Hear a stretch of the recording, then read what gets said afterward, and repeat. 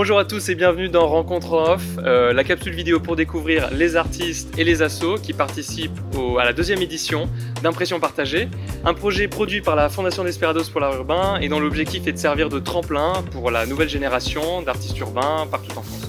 Je suis Arthur Bessot et pour ce premier épisode, on est donc à Lille avec Julien Prouveur qui donc du coup représente le collectif Renard et les 4 artistes que tu as sélectionné pour participer à ce projet Impression Partagée. Bienvenue dans le jardin de l'atelier Renard. Du coup, à ma droite, il y a l'artiste Roubaix. Ensuite, on a Océane, Marie Scotti. Ensuite, on a la dame qui colle. Et puis ensuite, on a Fredo. Je te remercie et on va commencer tout de suite avec la première rubrique, le post qu'on like fort. Ce que je vous propose, c'est que chacun vous preniez votre smartphone, que vous alliez sur l'Instagram de Monsieur Roubaix, c'est que vous trouviez le post, le projet, parmi les derniers qu'il a posté, dont vous avez envie qu'il nous parle. Récent, un peu. Ça a été fait sur une réplique du mur de Berlin. En fait, ils ont tourné un film à Roubaix, Tourcoing, dans un quartier qui est vraiment à la limite des deux villes. Ils ont reproduit comme ça un mur de Berlin. C'est un film avec Jean Reno qui a été tourné récemment, et donc ils ont laissé le décor sur place. Donc c'était l'occasion de faire ce mur de Berlin, ce faux mur. Donc on a l'impression qu'il est en béton, en fait c'est du bois. Donc l'illusion était parfaite. Rasco. Voilà. C'est une expo qui a lieu en ce moment à la Condition publique, European Custom Board Show, organisée par le collectif Schalk. J'ai pu faire des planches. C'est un travail que je fais depuis à peu près une année sur le lien entre le bois et la couleur noire et ma trame. J'aime bien travailler autour de ça, donc la planche de skate c'est le support idéal. En ce moment, cette expo elle est jusqu'à fin décembre à la Condition publique. On continue avec toi, ouais. La dame qui colle. Vas-y, montre-le bien. Ouais. En fait, elle était sur l'allée d'un trajet que je faisais pendant les vacances et la maison est vraiment complètement isolée et vraiment à l'abandon. Et en fait, quand tu passes de la nuit, le tard, le soir, du coup, les phares éclairent la maison et c'est un peu lugubre.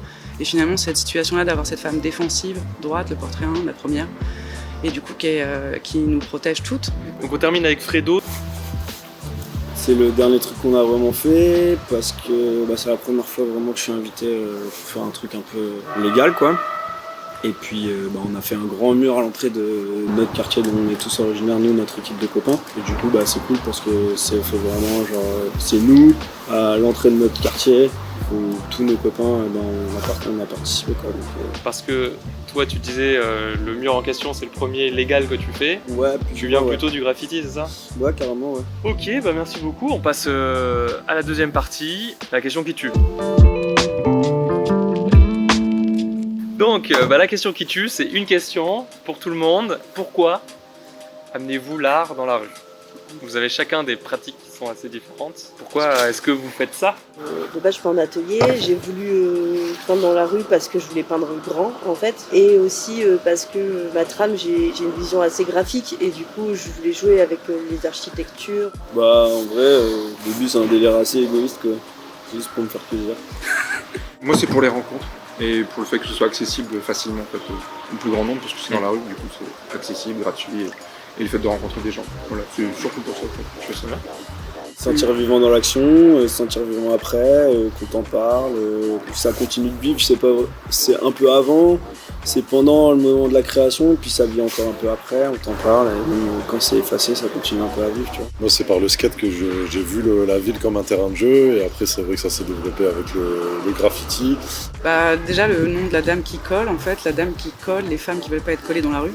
Voilà, en gros, ça sous-entend ça, pourquoi j'ai commencé dans la rue.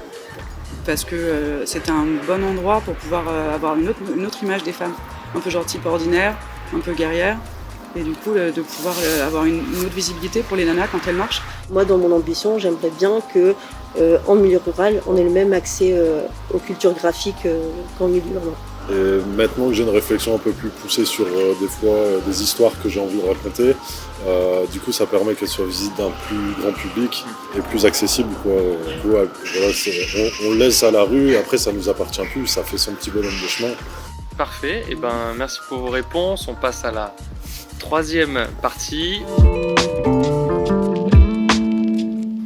Dans une troisième partie, moi j'aimerais parler un peu de Lille et de Roubaix, puisque c'est de là d'où vous êtes originaire, où vous travaillez.